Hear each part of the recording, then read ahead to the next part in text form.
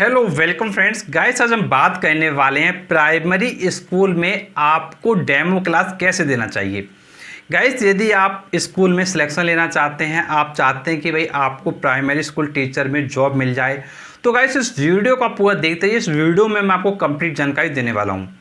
तो देखिए, सबसे पहले बात आती है कि जब आप किसी प्राइमरी स्कूल में जाते हैं और जब आपका डेमो होता है, तो देखिए सबसे ज़रूरी बात है कि आप जब क्लास में एंटर करते हैं तो क्लास में एंटर करने से पहले आप ये समझ लीजिए कि आपको कौन सा क्लास दिया जा रहा है। आपको क्लास फर्स्ट दिया जा रहा है, या आपको पीजी दिया जा रहा है, या आपको एलकेजी दिया जा रहा है, या आपको क्लास सेकंड दिया जा रहा है, या आपको क्लास थर्ड दिया जा रहा है, या क्लास आपको फोर्थ दिया जा रहा है, या आपको क्लास फिफ्थ दिया जा रहा है। ये चीज़ आप बहुत अच्छे से अपने माइंड में बसा लें। देखिए, ये क्यों बसाना है वो समझिए। देखिए, जो आपकी क्लासेस आपको दी जाती हैं उसमें देखिए जब आप परफॉर्म कर रहे होते हैं तो बच्चों का जो आईक्यू लेवल है उसके अकॉर्डिंग आपको चीज़ों को पढ़ाना है। देखिए, आप भले ही कितने भी बड़े विद्वान क्यों ना हों, लेकिन एक बात ये समझ लो, अगर आपने बच्चों को सेटिस्फाई नहीं किया तो फिर आपकी जो विद्वानता है वो बेकार हो जाती है। तो देखिए, आपको ध्यान ये रखना है कि आप स्कूल में पढ़ाने के लिए गए हैं तो हर बच्चे का आईक्यू लेवल अलग है, हर क्लास का अपना एक आईक्यू लेवल है। तो उसी आईक्यू लेवल के अकॉर्डिंग आप पढ़ाएं कि भाई बच्चों का जो आईक्यू लेवल है उसके अकॉर्डिंग उनको चीज़ें क्या है समझाएं। अब देखिए, आप सोच के देखिए, यदि क्या है आप मान लीजिए क्लास फर्स्ट में पढ़ाने के लिए गए हैं तो ऑब्वियस सी बात है कि छोटे छोटे बच्चे हैं। अब छोटे छोटे बच्चे हैं तो उनको आपको कैसे समझाना पड़ेगा, काफ़ी प्यार के साथ समझाना पड़ेगा। और यदि आपने उन पर चिल्ला दिया, मान लो आप क्लास में पढ़ा रहे थे, कोई बच्चा शैतानी कर रहा था और आपने चिल्ला दिया एक बच्चे पे, तो सारे बच्चे ऐसे शांत हो जाएंगे, चुपचाप पढ़ते तो रहेंगे, आपके चिल्लाने के बाद पढ़ते तो रहेंगे, वो बात मानता हूँ मैं। लेकिन जब उनसे पूछा जाएगा कि बच्चों आपको समझ में आया कि नहीं आया, तो वही बच्चे कहेंगे अरे वो मैम बहुत चिल्लाती हैं, अरे वो सर बहुत चिल्लाते हैं। मतलब ये चीज़ आपको सुनने को 100% मिलेगी। तो गाइस, आपको ध्यान ये रखना है कि जब भी आप पढ़ाने के लिए जा रहे हैं तो पहले ये देखें कि भाई किस क्लास में जा रहे हैं, उस क्लास में कितने छोटे बच्चे हैं, उनको कितना डांटना सही है, किस तरीके से उनको समझाएं। देखिए, यदि बहुत छोटे बच्चे हैं तो उनको सिर्फ आपको प्यार से समझाना, उसको डांटना, मारना, पीटना ऐसा कुछ भी नहीं करना है। गाइस, आप एक टीचर के डेमो के लिए जा रहे हो, आपको क्या है अपनी डेमो क्लास काफ़ी अच्छे से देनी है जिससे कि आपका क्या सिलेक्शन हो जाए। तो देखिए, आपको क्या है बच्चों के साथ पोलाइटली बिहेव करना है और गाइस बच्चों को एग्जाम्पल के साथ समझाना है। अब गाइस देखिए, काफ़ी बार होता है कि भाई आप तो प्यार से समझा रहे हैं लेकिन बच्चे भाई शैतानी करने में लगे हुए हैं। ये चीज़ें अक्सर होती हैं। अगर ऐसा हो रहा है कि बच्चे शैतानी करने में लगे हुए हैं, आप सही से पढ़ा रहे हो, तो देखिए आपको करना कुछ नहीं है, बहुत ही आसान उपाय बताता हूँ। जो आपकी क्लास है उस क्लास में आप क्या करिए, बोर्ड पे आप पढ़ा रहे होगे। अब देखिए, आपको पता है कि भाई क्लास में देखिए क्या होता है। क्लास में मैं आपको समझाता हूँ, देखिए क्या होता है।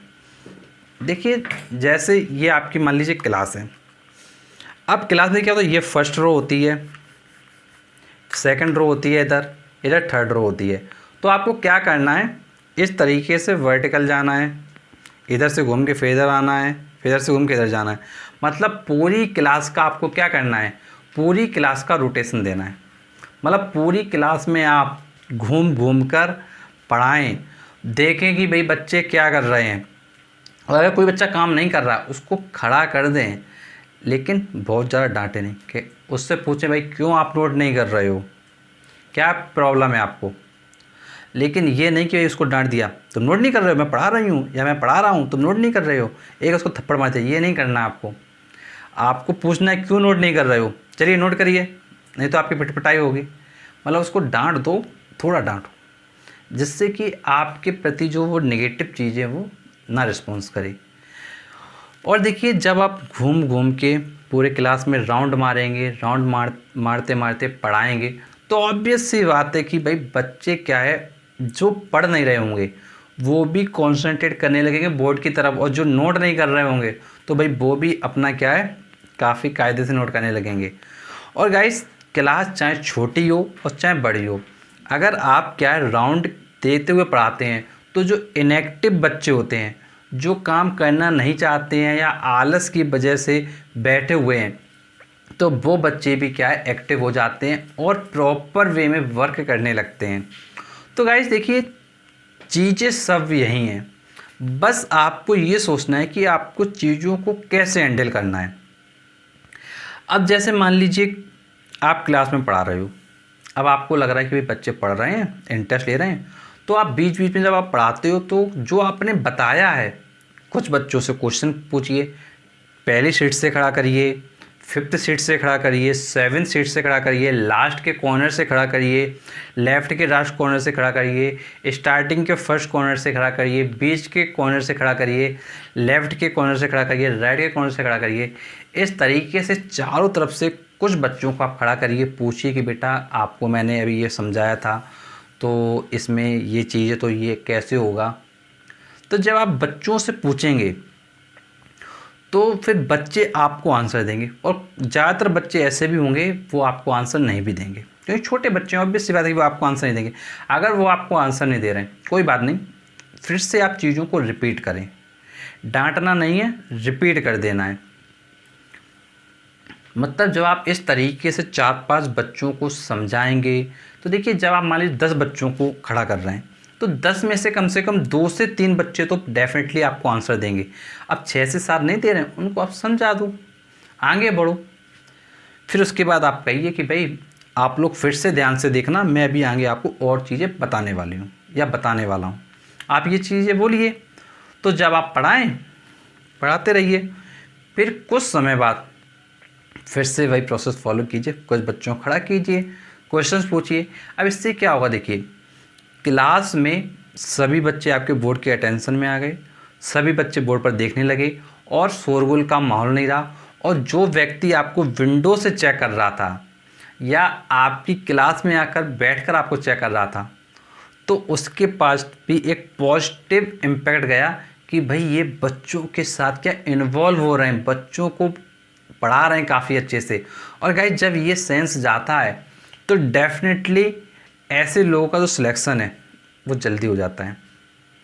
और गाइस जब आप पढ़ाते हैं तो आपकी जो वॉइस है वो स्लो नहीं होनी चाहिए, एक चीज़ आप समझ लो, आपकी वॉइस बहुत लाउड होनी चाहिए। मतलब बिल्कुल बहुत अच्छे तरीके से खुल के बोलो। मतलब ये भूल जाओ कि आप भाई जो है क्लास में हो, आप बिल्कुल अपना खुल के एक अच्छी आवाज़ के साथ बोलो। ये मत सोचो कि भाई मेरी आवाज़ बगल वाली क्लास में जाएगी। तो देखिए चिल्लाना नहीं है बहुत तेज़, इतना तेज़ बोलो कि भाई पूरी क्लास में आपकी बात समझ में आए और सभी बच्चों को प्रॉपर्ली सुनाई पड़े।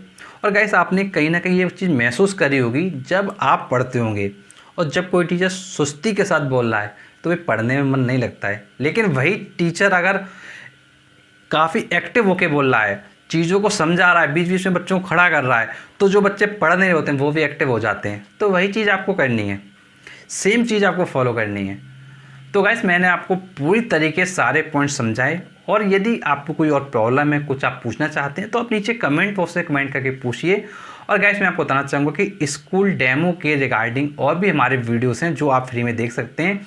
सभी वीडियो आपके प्लेलिस्ट में ऐड किए गए हैं। प्लेलिस्ट का नाम है होम ट्यूशन होम ट्यूटर। इस प्लेलिस्ट में जाकर आप सभी वीडियोस को देख सकते हैं। और गाइस ऐसे वीडियोस पाने के लिए आप चैनल को जरूर सब्सक्राइब करें, नोटिफिकेशन दबाएं, क्योंकि हम आपके लिए ऐसे वीडियो लाते रहते हैं। चलिए मिलते हैं आपसे नेक्स्ट वीडियो, तब तक के लिए शुक्रिया।